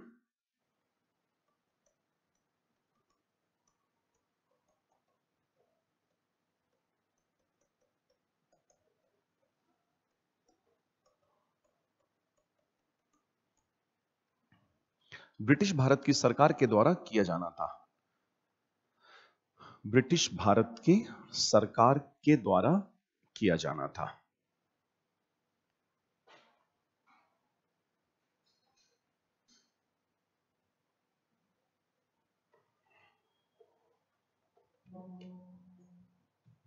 इतना समझ में आया? ठीक है ना, कैसे चेंजेस हुए हैं होम गवर्नमेंट के स्ट्रक्चर में, कैसे चेंज किया गया है। तो होम गवर्नमेंट को कमजोर किया गया और इंडिया गवर्नमेंट को मजबूत किया गया, पावर को ट्रांसफर किया गया, यूनिटरी से फेडरेशन की तरफ बढ़ा गया है।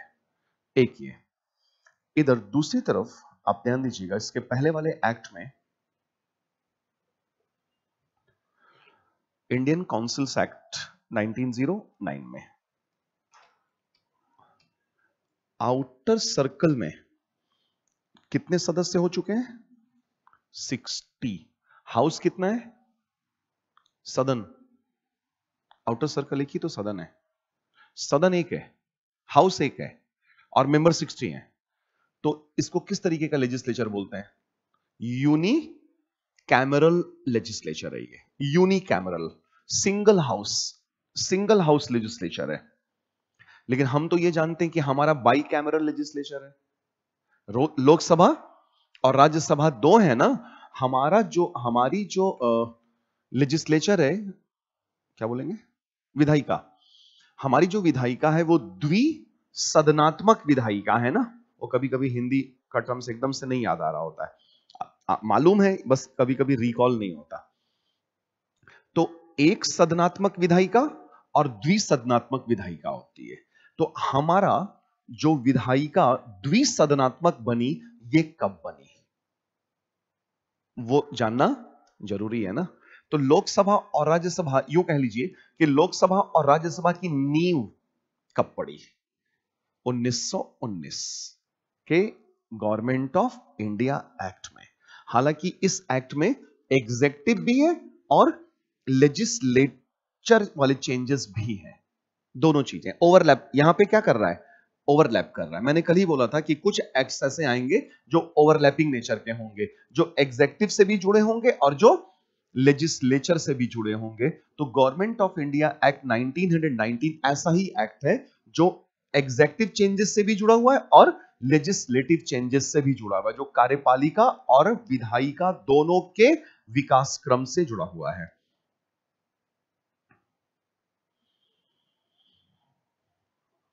तो इसी में बने रहिएगा, गवर्नमेंट ऑफ इंडिया एक्ट 1919 में। और इसमें एक हेडिंग लिखिएगा,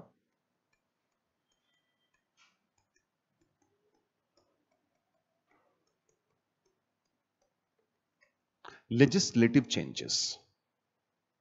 लेजिस्लेटिव चेंजेस, विधायी परिवर्तन।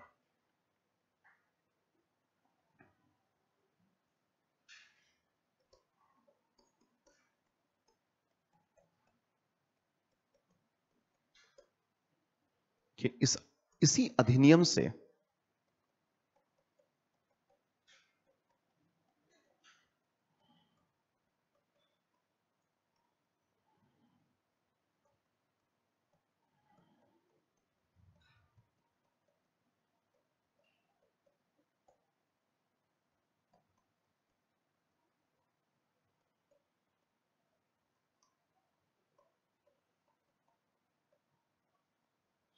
एक सदनात्मक विधायिका के स्थान पर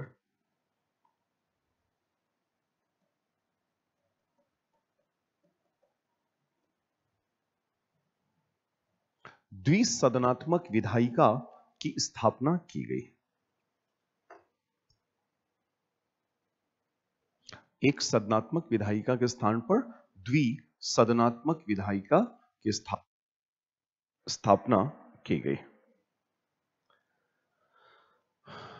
ठीक, तो जो लेजिस्लेचर 1909 में बना था वो यूनिकैमरल था, लेकिन सदस्य संख्या 60 थी। अब देखिए उस यूनिकैमरल लेजिस्लेचर जिसको काउंसिल बोलते थे, लेजिस्लेटिव काउंसिल, अब वो कैसे चेंज हो रही है। अब ये बाई कैमरल है, तो बाई कैमरल में से एक हाउस हमेशा अपर हाउस होगा और एक हाउस लोअर हाउस होगा। तो जो अपर हाउस है, बाई तरफ लिखिएगा, अपर हाउस उच्च सदन,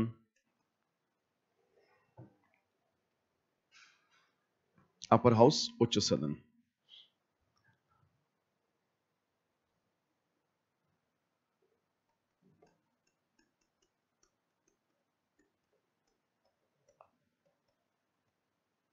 जिसमें 60 सदस्य थे, कंसिस्टेड ऑफ 60 मेंबर्स, जिसमें 60 सदस्य थे।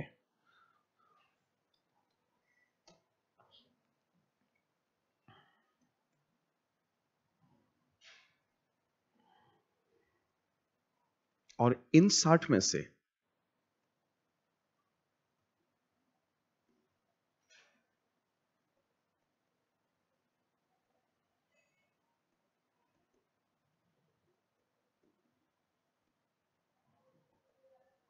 26 सदस्य वायसरॉय के द्वारा नामित किए जाने थे।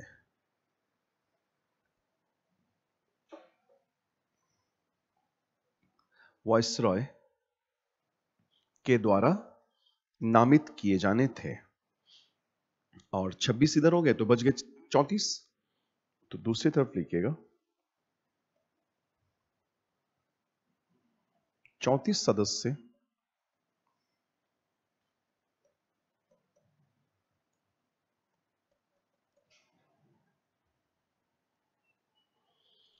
निर्वाचित किए जाने थे, निर्वाचित होने थे।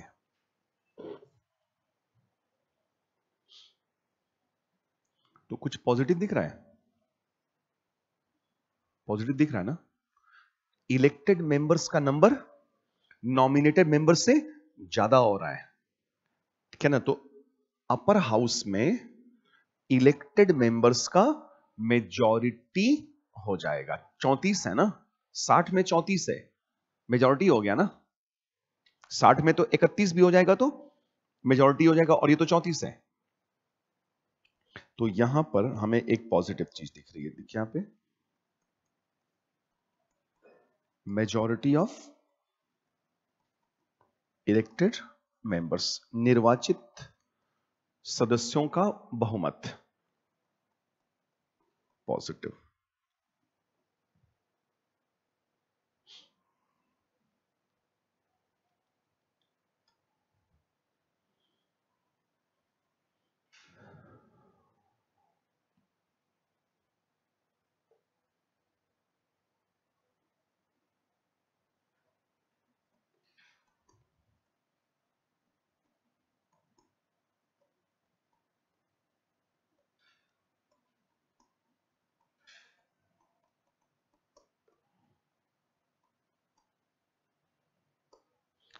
और दोनों पार्ट को घेर के लिखिएगा, it was to be renewed partially every year. इससे प्रति वर्ष आंशिक रूप से, क्या बोलते हैं इसको हिंदी में,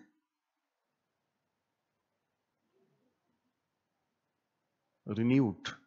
जैसे राज्यसभा में रिन्यूअल होता है ना, अभी अभी राज्यसभा में क्या प्रोविजन है, 1/3 members of the Rajya Sabha would vacate their place और seat biennially, प्रति 2 वर्ष बाद। हर 2 वर्ष पे 1/3 सीट्स क्या होती हैं, रिन्यूड होती हैं, रिक्त हो जाती है ना, और उस पे फिर से नए लोग आ जाते हैं। तो इसको ऐसे लिख दीजिए, it was to be renewed partially every year, प्रति वर्ष इससे आंशिक रूप से रिन्यूड होना था।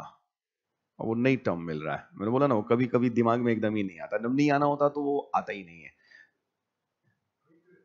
हाँ, नवीकृत बोल सकते हैं, लेकिन ये बहुत सटीक नहीं है, काम चल जाएगा हमारा।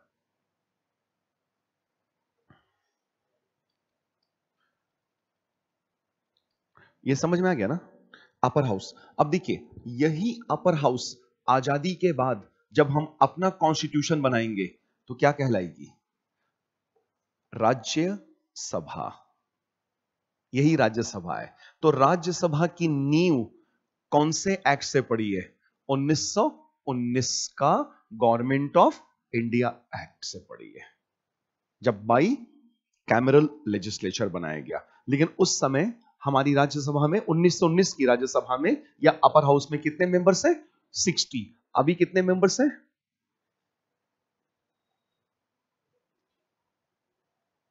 अरे राज्यसभा में कितने मेंबर्स होते हैं, अब अपर लिमिट क्या है राज्यसभा का, 250 टू 50 है ना, ठीक है, और यहां पे 60 है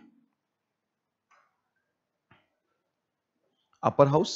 और फिर इधर आ जाते हैं दूसरी तरफ, जो दूसरी तरफ लोअर हाउस है। अच्छा, एक सवाल बताइए, बड़ा इंटरेस्टिंग है। हम सब ये जानते हैं ना कि भगत सिंह और बटुकेश्वर दत्त ने बम फेंका था बहरे कानों को सुनाने के लिए। कहां बम फेंका था कहां बम फेंका था, ये तो सब जान रहे हैं ना कि बम फेंका गया था। बहरे कानों को सुनाने के लिए धमाके की जरूरत पड़ती है, तो धमाका किया कहां गया था, अपर हाउस या लोअर हाउस में, लोअर हाउस में धमाका किया गया था। CLA बोलते थे, सेंट्रल लेजिस्लेटिव असेंबली।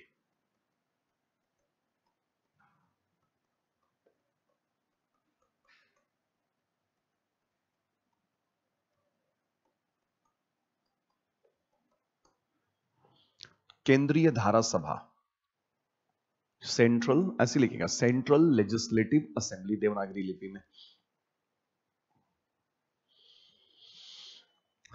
यही लोअर हाउस है। तो ये लोअर हाउस 1919 में जो बनती है, यही आजादी के बाद जब हम कॉन्स्टिट्यूशन बनाएंगे तो यही क्या कहलाएगी, लोकसभा कहलाएगी।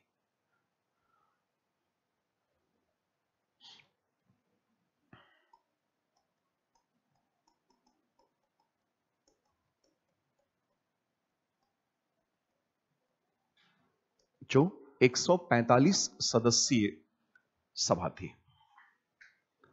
145 मेंबर्ड असेंबली, 145 है। और अभी कितने, मैक्सिमम 550, वैसे 543 के आसपास, ठीक है ना। कॉन्सिस्टेड ऑफ 145 मेंबर्स। इसमें 41 नॉमिनेटेड बाय द वाइसरॉय, 41 सदस्य वाइसरॉय के द्वारा नामित किए जाएंगे। और 104, 41 और 104 ही तो बचा,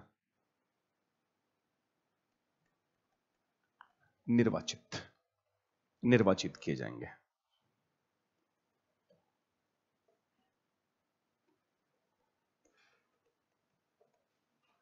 इसका काल, अभी लोकसभा का कितना कार्यकाल होता है? हाँ, 5 साल। राज्यसभा तो परमानेंट है ना, राज्यसभा का तो कार्यकाल वो तो परमानेंट बॉडी है। लोकसभा हर 5 साल पे बदल जाती है ना, सब कुछ ठीक रहा तो। जैसे अभी कौन सा चुनाव हो रहा है? लोकसभा चुनाव हो रहा है ना, ये लोकसभा का इलेक्शन है, लोअर हाउस का इलेक्शन है। तो उस समय की जो लोकसभा है, जो नई नई बनी है अभी 145 सदस्य वाली, इसका लाइफ था मात्र 3 साल।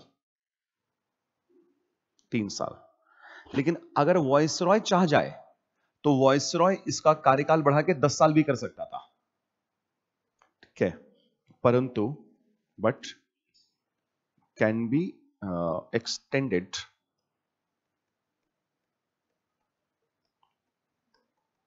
Bye the viceroy up to 10 years। परंतु वॉइसरॉय इसका कार्यकाल बढ़ाकर 10 साल भी कर सकता था।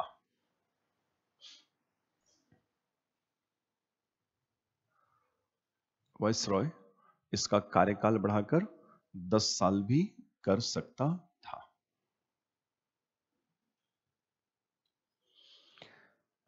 यह था गवर्नमेंट ऑफ इंडिया एक्ट 1919। ये बहुत अहम है, ठीक है ना, क्योंकि इसी से बाई कैमरल लेजिस्लेचर आया और अपर हाउस और लोअर हाउस आया।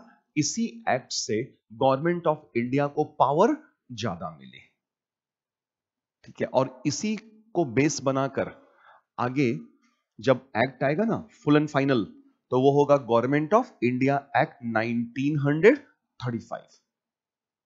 लेकिन उसके लिए और भी चीजें हैं,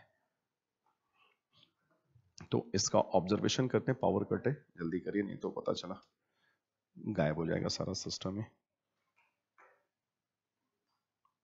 इतनी ज्यादा गर्मी पड़ रही है, बहुत डिमांड है इस वक्त। ऑब्जर्वेशन ऑफ द एक्ट, अधिनियम का परीक्षण।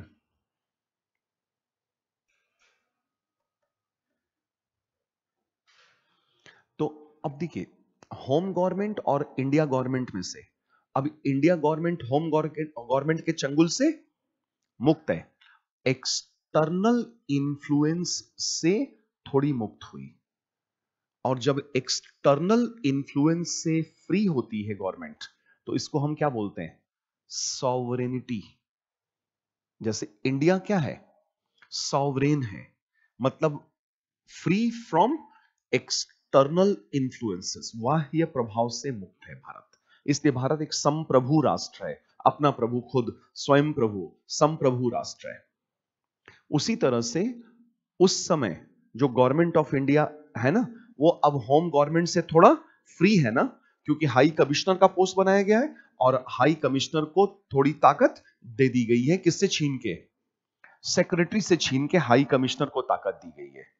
तो इसलिए गवर्नमेंट ऑफ इंडिया अब पहले से ज्यादा सॉवरेन है, ठीक है ना। Free from, bit more free from, not completely, bit more free from outside interferences. तो पहला ऑब्जर्वेशन यह है, लिखिएगा पॉजिटिव में,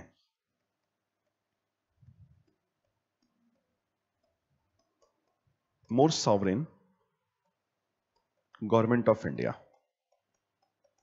भारत सरकार पहले से अधिक संप्रभु हुई।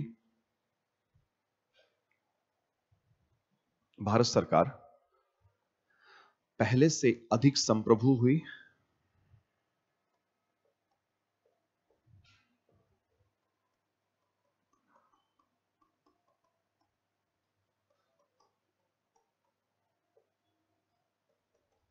क्योंकि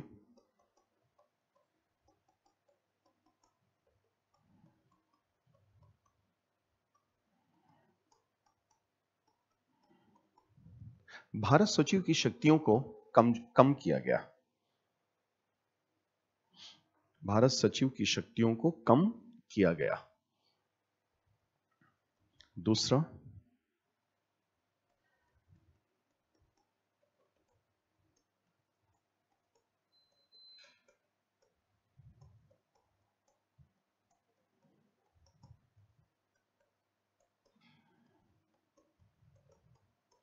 भारत सचिव का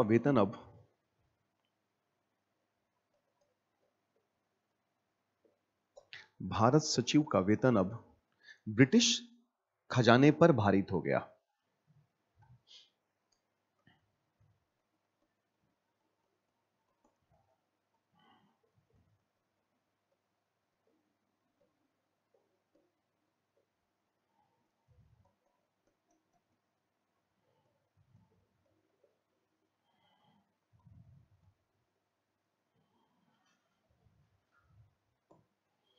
तीसरा, उच्च एवं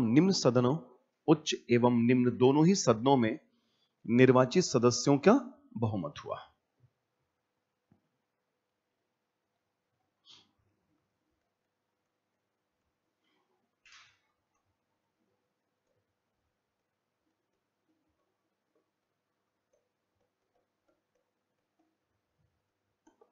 चौथा, अधिक प्रतिनिधिमूलक विधायिका। अधिक प्रतिनिधिपूर्ण विधायिका। अब काफी ज्यादा इंडियंस जा रहे हैं, और उसमें भी इलेक्टेड मेंबर्स का मेजॉरिटी है।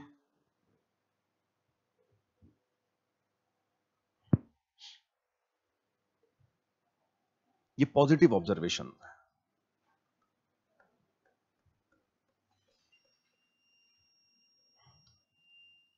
पॉजिटिव, और फिर लिखिएगा नेगेटिव। नेगेटिव ऑब्जर्वेशन,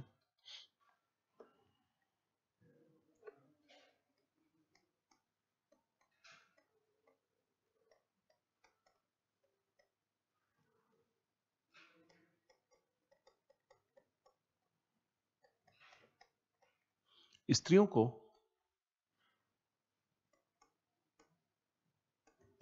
उच्च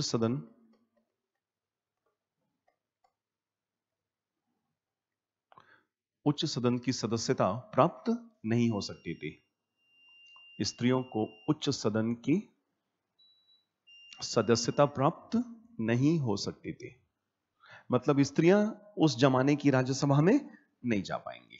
अपर हाउस में रिस्ट्रिक्ट कर दिया गया कि वुमेन नहीं जाएंगी। यह नेगेटिव हो गया। दूसरा, निम्न सदन को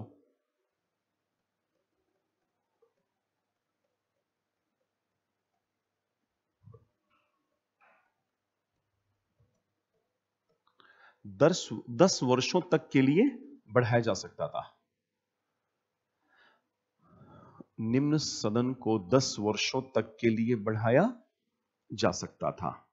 यह बहुत ज्यादा है। कार्यकाल ही 3 साल का है। जब 3 ही साल का है टेन्योर, तो 3 और 3 और 3 9 साल, और एक और 10 साल, इतना ज्यादा। ये बहुत ज्यादा, जरूरत से ज्यादा अधिकार था। और तीसरा जो मैंने आपको बोला, वायसरॉय का वीटो पावर अंत तक बना ही रहेगा।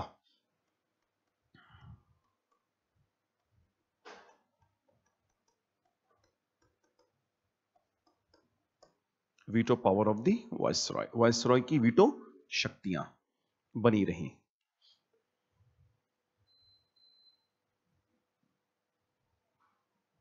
ठीक है, ये समझ में आ गया। अब आगे ना, राज्यसभा और लोकसभा अस्तित्व में। अभी नाम नहीं है राज्यसभा और लोकसभा, नाम है अपर हाउस और CLA। प्रोविंसेस में क्या चल रहा था वो लिखते हैं, लिखिए।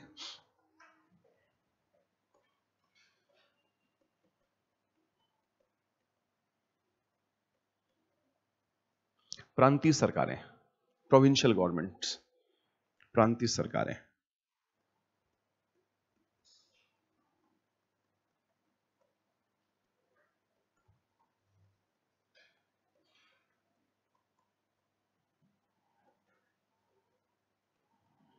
प्रांतीय सरकारों के स्तर पर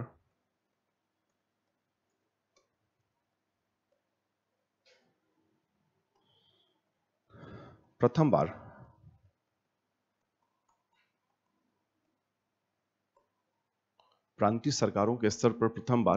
द्वैध शासन प्रणाली लागू की गई। द्वैध दो, द्वैध शासन प्रणाली लागू की गई। Introduction of dyarchy at the provincial level for the first time.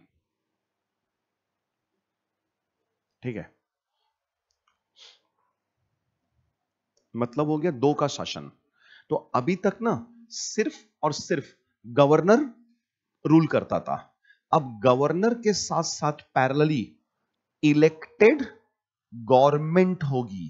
अब इंडिया के लोग प्रोविंसेस में अपनी गवर्नमेंट इलेक्ट करेंगे, गवर्नमेंट बनाएंगे। तो दो रूल हो जाएगा ना, rule of the government governor, इधर लिख दीजिएगा बाईं तरफ, rule of the governor, governor का शासन, और इलेक्टेड गवर्नमेंट, चुनी हुई सरकारों का शासन। दो शासन हो गया। अब लेकिन हम ये समझ रहे हैं कि चूंकि अंग्रेजी राज है तो ये इलेक्टेड गवर्नमेंट हाथी का दांत है दिखाने का। लेकिन चलिए, कम से कम हाथी का दांत है तो, जहां कुछ नहीं वहां कुछ तो हुआ। कम से कम प्रोविंशियल लेवल पे इंडियंस की गवर्नमेंट तो बनेगी एटलीस्ट। तो रूल ऑफ द गवर्नर, अब ये बहुत सारे सब्जेक्ट्स रिजर्व कर लेगा अपने लिए। रिजर्व सब्जेक्ट्स, आरक्षित विषय जो गवर्नर ही देखेगा, उसमें चुनी हुई सरकार कोई भी चीज दखलंदाजी नहीं कर पाएंगी। तो जितना इंपॉर्टेंट मैटर होगा, जो इंपॉर्टेंट सब्जेक्ट्स होंगे, वो गवर्नर अपने पास रिजर्व कर लेगा, और जो लेस इंपॉर्टेंट सब्जेक्ट्स हैं वो चुनी हुई सरकारों को ट्रांसफर कर देगा। बोला लो आप लोग इस पे काम करो। तो रिजर्व सब्जेक्ट्स में देखिए, जैसे कुछ दो चार लिखते हैं। लैंड रेवेन्यू गवर्नर के पास है, आप इसमें कोई छेड़छाड़ नहीं कर पाएंगे सरकार बना करके भी। Land revenue,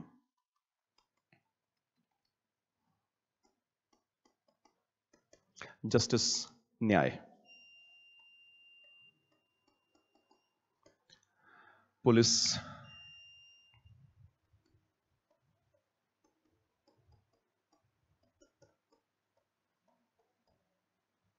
छापाखाना, printing press, printing press,